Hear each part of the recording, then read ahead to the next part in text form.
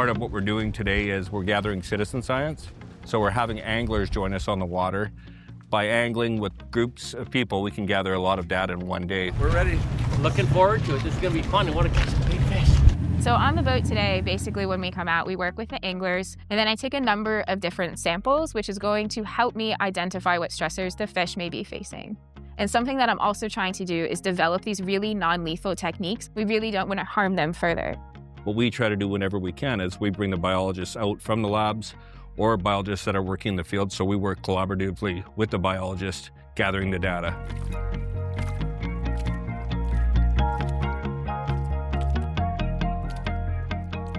In this case today, what I asked a lot of the people on the boats to do was just write down the amount of time the fish was angled, and everyone did that perfectly. And then I have taught some people out here how to sample further. So through education and also just through communicating openly throughout the whole time, we're able to build trust and make sure that things are going right. There's challenges when it comes to fisheries science. How do you get data with the limited budgets we all face? What is the role between the citizen and the government? So right now, at many levels, I see it's almost like it's a disintegration of some of those relationships. I want to find ways to strengthen those bonds by having anglers play a meaningful role in the management of the fisheries. Lift it up, lift it up, lift it up.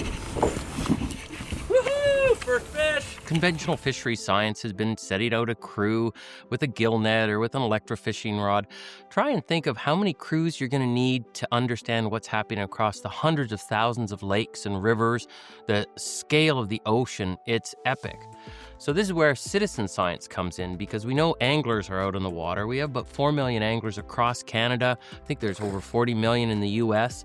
A lot of them are passionate conservationists. And so that's where the citizen and the science come together in a really meaningful way, because the anglers can do fisheries science work at scales unimaginable through conventional fisheries methods.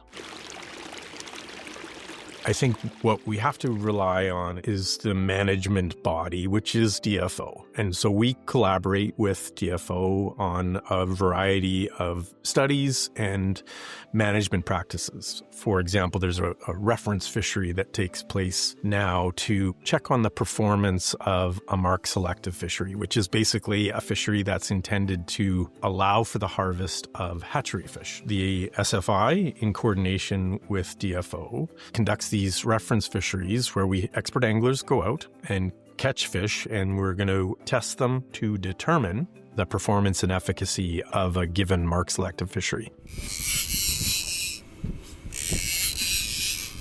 Oh, what a... How does the citizen engage and integrate with government? Should it be government at arm's length with a wall between the citizens, or should there be on-ramps between the citizen and the agencies who are responsible for managing that fishery? We believe that there should be integration. There should be better ways for citizens that want to participate in the management of the public resource. There should be opportunities for them. Oh, that one there. Come on, Duty, you're right there. I know you are.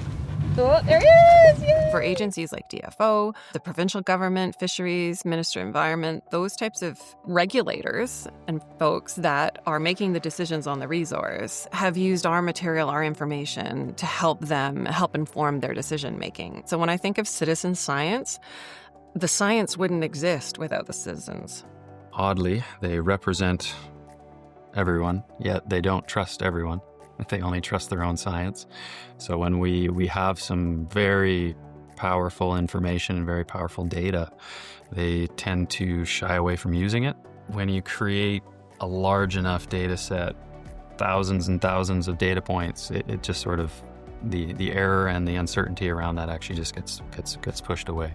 Fisheries are important. We can't just shut them down. We need more data to inform them going forward. And you have data collectors out there every single day, and a way to connect with them through their phones, through their apps. It just is an absolute win-win-win.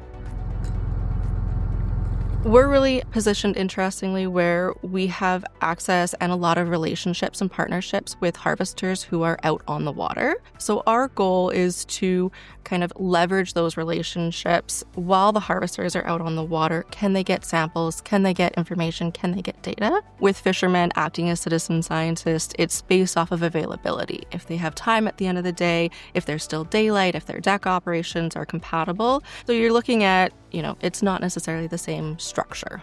One of the problems that was identified early on from one of our salmon harvesters is he's always trolling. And one of the caveats of the Niskin bottle was that you have to be stopped so that the Niskin bottle can go straight down the water column.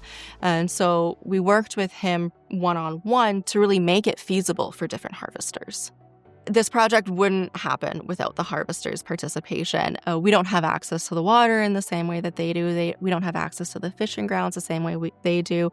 So without them, we just wouldn't be able to get the samples.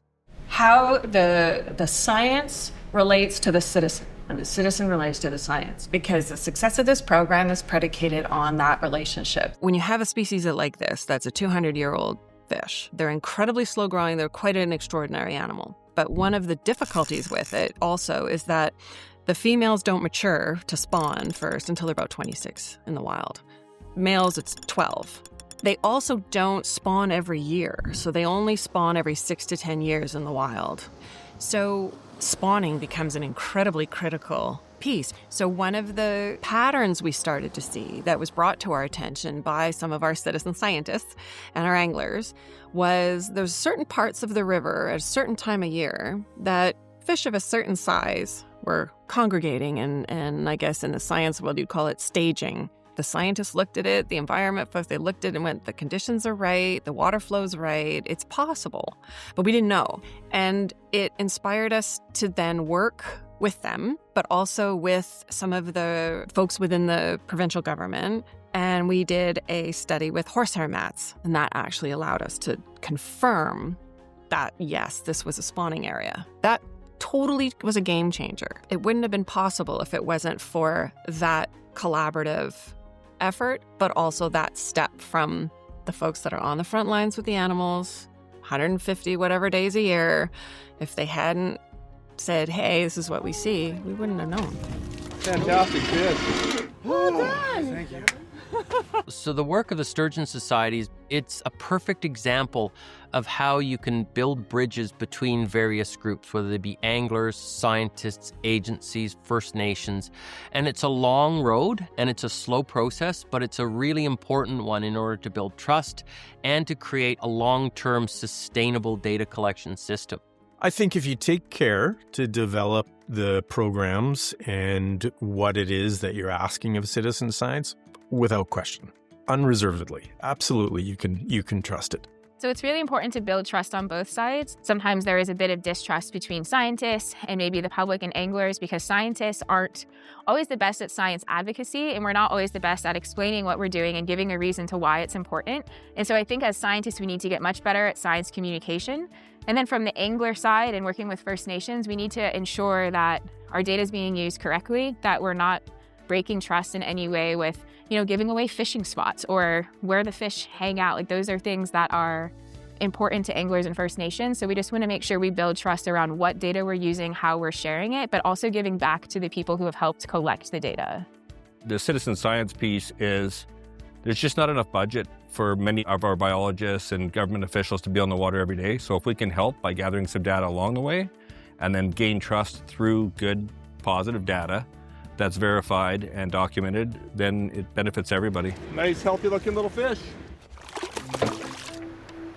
We've partnered with the Sport Fishing Institute of British Columbia. The app is the Fishing BC app. It's a platform developed primarily to hold a recreational license. There's also a catch log component of it, so you can take notes of your fishing day, your fishing activity, what did you use, where did you go.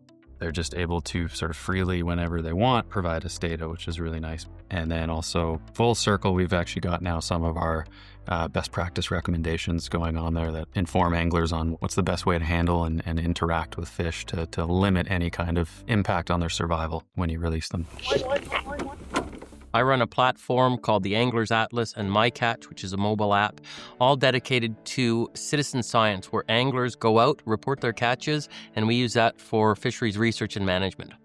And we found that anglers would report out their catches, but there was nothing that really incentivized them, made them keep coming back and wanting to do this. This is where the idea of events come in. Creating a specific event that they can participate in, they can sign up, they can compete for prizes, bragging rights, that sort of thing. And when they know it's also for citizen science, that's an added bonus that seems to be very important for the people to participate. Our promise to anglers is that their secret fishing spots stay secret. The catch data that we share is always anonymized and generalized to the water body level.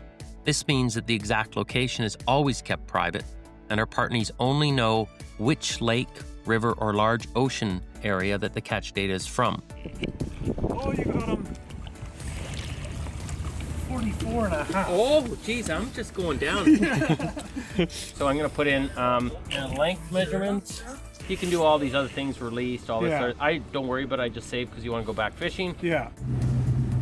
There's not many examples that are broadly known of how the end user, the anglers, are really benefiting from that partnership. And so if we can show those citizen scientists that what they provide is actually going to benefit you in the future, which requires participation, which we were starting to see already, but then also buy-in from agencies, from the government, from federal fisheries, to utilize this data in a way that will end up impacting the anglers themselves.